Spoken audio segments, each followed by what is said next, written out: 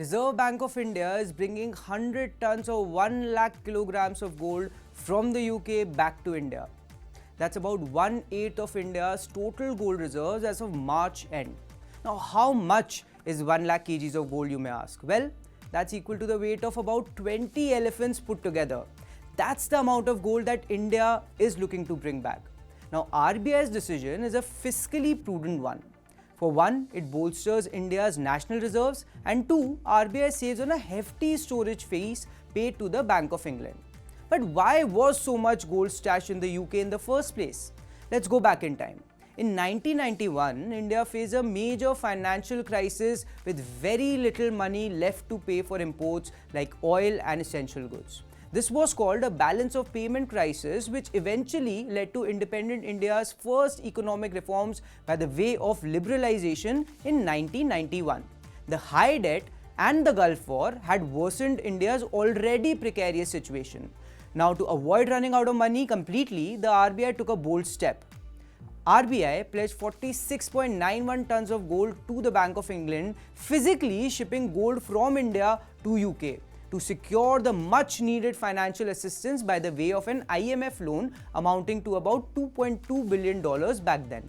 Now, this helped India buy essential items and avoid an economic collapse. The economic reforms that followed reduced government's control, previously called the License Raj, and encouraged foreign investments by coming back in. The gold pledge was crucial, showing the world India's commitment to stability and setting the stage for future growth. But why the UK?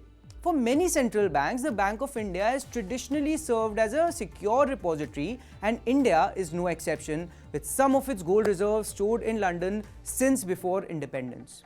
Until now, more than half of RBI's gold reserves were kept overseas with the Bank of England and with the Bank of International Settlements, while a third was stored domestically. Now, according to experts, the ghar wapisi of gold was done for both logistical as well as storage diversification purpose. This suggests that a comparable amount of gold may be entering the nation once more in the upcoming months. Now, let's get to the question at hand. How will RBI pull this off, and what are the benefits? Now, given the security and logistical concerns, moving such a heavy quantity of a precious metal like gold required months of planning and precise execution. It demanded close coordination between the Finance Ministry, the RBI, and various other government departments, including local authorities.